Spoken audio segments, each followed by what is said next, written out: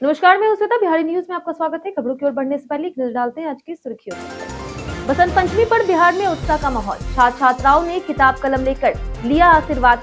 प्रशासन ने सुरक्षा के किए कड़े इंतजाम। सकरी और रैयाम में जल्द खुलेगी सहकारी चीनी मिलें। राज्य सहकारी विकास समिति की बैठक में मुख्य सचिव प्रत्यय अमृत ने दिए निर्देश। पैक्सों में माइक्रो एटीएम, किसानों को ऋण वितरण पर दिया गया विशेष जोर। बिहार में प्रधानमंत्री आवास योजना ने बदली ग्रामीण तस्वीर। 10 वर्षों में 40 लाख परिवारों को मिला पक्का मकान। सरकार ने खर्च किए 53,000 करोड़ रुपए। बिहार सरकार का बड़ा फैसला। आरक्षण से कम महिलाओं वाले दफ्तरों में अब महिला प्रधान होगी तैनात।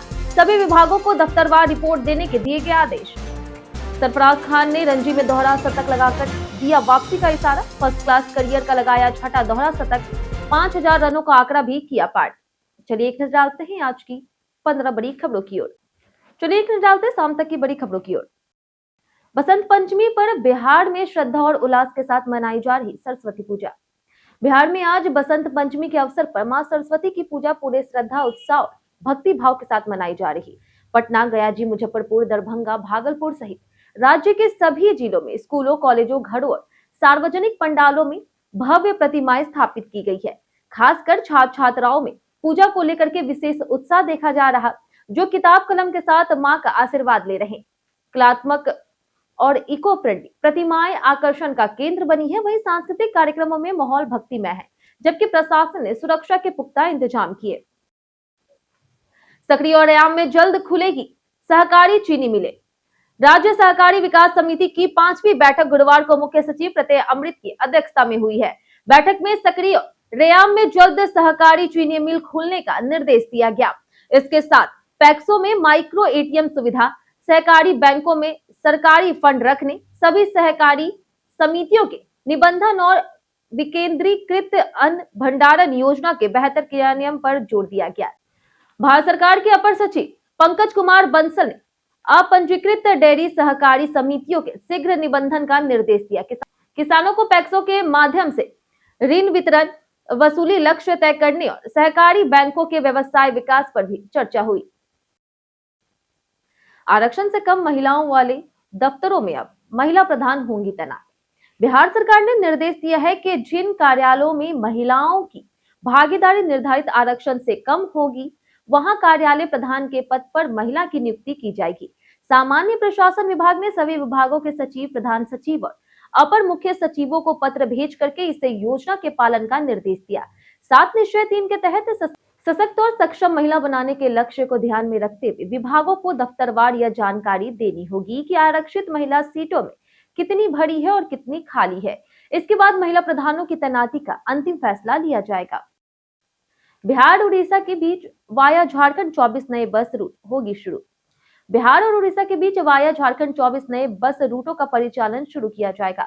परिवहन विभाग ने संशोधित सूची बिहार गजट में प्रकाशित की है। नए रूटों में भुवनेश्वर से पटना, भुवनेश्वर से बिहार शरीफ, राउरकेला से मुजफ्फरपुर, राउरकेला से आरा, झारसुगुड़ा से हाजीपुर, झारसुगुड़ा से पटना, पुरी से भागलपुर, सुंदरगढ़ से नवादा और टापड़िया से छपरा वाया पटना शामिल है। इन मार्गों से यात्रियों को बेहतर और तेज कनेक्टिविटी मिलेगी। विभाग का कहना है कि यह कदम दोनों राज्यों के बीच परिवहन सुविधाओं को मजबूत करेगा और वाया झारखंड बस सेवा के माध्यम से व्यापार, पर्यटन और रोजगार के अवसर बढ़ाने में मदद करेगा। बिहार विधानसभा सत्र के दौरान सचिवालय क्षेत्र में निषेधाज्ञा होगा लागू। बिहार विधानसभा के दूसरे सत्र, जो 2 से 27 फरवरी तक है, उसके दौरान पटना सदर अनुमंडल के सचिवालय क्षेत्र में निषेधाज्ञा लागू रहेगी। आदेश के तहत 5 या अधिक व्यक्तियों के गैर कानूनी जमाव, प्रदर्शन, जुलूस से घेराव और बिना अनुमति लाउड स्पीकर बजाना प्रतिबंधित होगा। इसके साथ ही आग्नेयास्त्र, गोली बारूद, विस्फोटक सामग्री और अन्य हथियार लेकर के चलने पर भी पूर्ण रोक है। यह आदेश सरकारी अधिकारी, पुलिस, सैन्यकर्मी, विधानसभा या फिर संसद सदस्य और वैध पासधारी व्यक्तियों पर लागू नहीं होगा।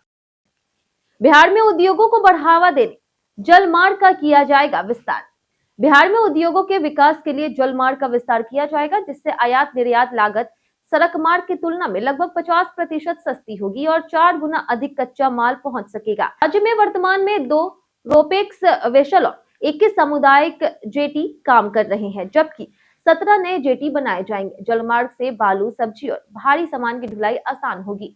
राष्ट्रीय जलमार्ग 1 पर अनुदान सीमा 300 किलोमीटर से घटा करके 100 किलोमीटर करने का प्रस्ताव है। अनुमानित किराया 1 से 1.5 रुपए टन किलोमीटर होगा। बिहार के पटना, समस्तीपुर, पूर्णिया और पूर्वी चंपारण को मिलेगा पुरस्कार।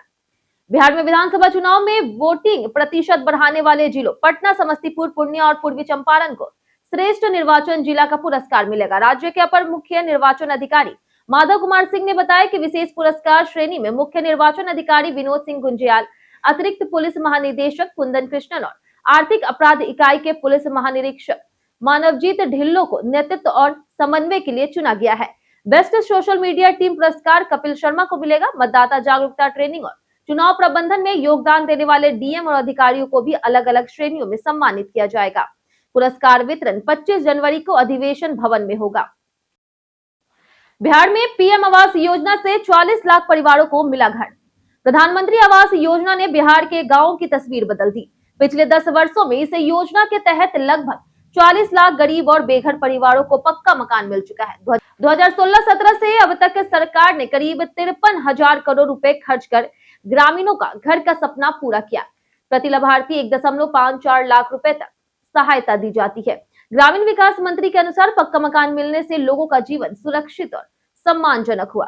राज्य सरकार अब शेष बचे लगभग 12 लाख बेघर परिवारों को भी जल्द आवास देने के लिए सर्वे और निर्माण कार्य तेज कर रही। मुजफ्फरपुर से नई दिल्ली वंदे भारत स्लीपर ट्रेन चलाने का प्रस्ताव रेलवे को भेजा। मुजफ्फरपुर से नई दिल्ली वंदे भारत स्लीपर ट्रेन चलाने का प्रस्ताव रेलवे को भेजा। बिहार के मुजफ्फरपुर से नई दिल्ली के बीच Vande Bharat sleeper express train चलाने की मांग तेज हो गई है।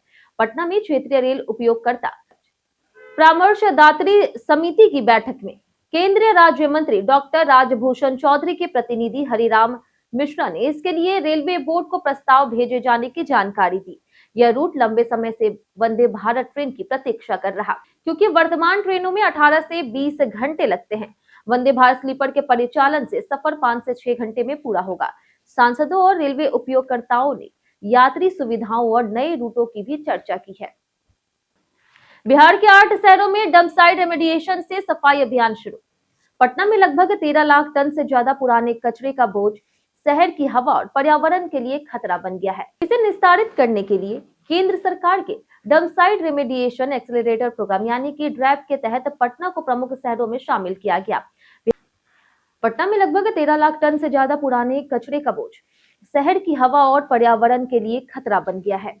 इसे निस्तारित करने के लिए केंद्र सरकार के dump site remediation accelerator program यानी कि ड्रैप के तहत पटना को प्रमुख शहरों में शामिल किया गया। बिहार में पटना के अलावा भागलपुर, बेतिया, दानापुर, मुजफ्फरपुर, कटिहार, सासाराम और डेहरी को भी शामिल किया गया है। कार्यक्रम के तहत वैज्ञानिक विधि, आधुनिक मशीनरी, जीपीएस निगरानी और जन जागरूकता से अक्टूबर 2026 तक शून्य डंप साइट का लक्ष्य रखा गया। सीएम नीतीश कुमार की समृद्धि यात्रा का दूसरा चरण 27 जनवरी से होगा शुरू। बिहार के मुख्यमंत्री नीतीश कुमार की समृद्धि यात्रा का दूसरा चरण 27 जनवरी से शुरू होगा। मंत्रिमंडल सचिवालय ने इसे लेकर के आदेश जारी किया है। इस चरण में मुख्यमंत्री 27 जनवरी को मधुबनी, 28 जनवरी को दरभंगा और 29 जनवरी को समस्तीपुर का दौरा करेंगे। समृद्धि यात्रा का उद्देश्य राज्य में चल रही विकास योजनाओं की जमीनी समीक्षा करना और जनता से सीधे संवाद करना है। पहले चरण में 16 से लेकर के 24 जनवरी तक पश्चिमी और पूर्वी चंपारण, सीतामढ़ी, शिवहर, गोपालगंज, सारण, सिवान, मुजफ्फरपुर और वैशाली का दौरा किया गया। यात्रा में योजनाओं की प्रगति और 7 निश्चय योजनाओं पर भी चर्चा होगी। सुशांत सिंह राजपूत मेमोरियल क्लब और फिल्म इंस्टीट्यूट की होगी स्थापना। दिवंगत अभिनेता सुशांत सिंह राजपूत की स्मृति में सुशांत सिंह राजपूत मेमोरियल क्लब और फिल्म डेवलपमेंट इंस्टीट्यूट की स्थापना की घोषणा की गई है। इसका उद्देश्य कला, संस्कृति और फिल्म के क्षेत्र में रुचि रखने वाले युवाओं को प्रशिक्षण, मार्गदर्शन और रचनात्मक मंच प्रदान करना है। संस्थान के संस्थापकों में Krishna Kumar Singh, Pramod Kumar Singh, professor BN Singh, Arun Singh, doctor Sunil Chandra Chuni, Shailendra Kumar Singh, Chandrashekhar Singh और राजेश्वरी सिंह शामिल है। कार्यालय कंकरबाग हाउसिंग कॉलोनी में है और भविष्य में कार्यशालाएं, प्रशिक्षण कार्यक्रम और सांस्कृतिक गतिविधियों का आयोजन किया जाएगा। नालंदा विश्वविद्यालय और डोंगकुक यूनिवर्सिटी ने शैक्षणिक सहयोग बढ़ाया। प्राचीन नालंदा की भूमि पर नालंदा विश्वविद्यालय और दक्षिण कोरिया की डोंगकुक यूनिवर्सिटी के बीच शैक्षणिक और सांस्कृतिक सहयोग का कार्यक्रम आयोजित किया गया। पारंपरिक दीप प्रज्वलन और बहुभाषी बुद्ध वचन पाठ के साथ समारोह शुरू हुआ। कुलपति प्रोफेसर सचिन चतुर्वेदी ने प्रतिनिधि मंडल का स्वागत किया, जिसमें डोंगकोक यूनिवर्सिटी के प्रोफेसर जे वुंग यून ने साझा एकेडमिक मूल्यों और भविष्य की सहयोग योजनाओं पर चर्चा की। कोरियाई भिक्षु डोविंग द्वारा थांगका चित्रकला और बौद्ध कलाकृतियों की प्रदर्शनी का आयोजन होगा। जमुई जिले में शराबबंदी के बावजूद तस्करी के खिलाफ उत्पाद विभाग को बड़ी सफलता मिली। डुमरी चेक पोस्ट पर वाहन जांच के दौरान ब्लू डार्ट कुरियर का डाक पार्सल लिखा एक वैन पकड़ा गया, जिसमें 19 लाख रुपए मूल्य की विदेशी शराब बरामद की गई। तलाशी में 4,812 बोतल यानी कि 1,682.820 लीटर अवैध शराब मिली। वाहन चालक और उपचालक को गिरफ्तार किया गया। वहीं प्रारंभिक जांच में शराब झारखंड से समस्तीपुर ले जाई जा रही थी। उत्पाद विभाग ने बताया कि अभियान लगातार जारी है और अन्य आरोपियों की तलाश की जा रही। सरफराज खान ने रणजी ट्रॉफी में दोहरा शतक जमाकर वापसी का दिया इशारा। टीम इंडिया के बल्लेबाज सरफराज खान ने रणजी ट्रॉफी में हैदराबाद की ओर से खेलते हुए एक और धमाकेदार दोहरा शतक लगाया और 227 रन बनाए। यह उनके फर्स्ट क्लास करियर का छठा दोहरा शतक और 17वीं सेंचुरी है। 50 दिनों में तीनों डोमेस्टिक फॉर्मेट में शतक ठोकने के बाद उनका फॉर्म गोल्डन माना जा रहा है। इस पारी के दौरान सरफराज ने फर्स्ट क्लास क्रिकेट में 5,000 रन का आंकड़ा भी पार कर लिया। उनके प्रदर्शन ने टीम इंडिया में वापसी का दरवाजा खटखटाया है।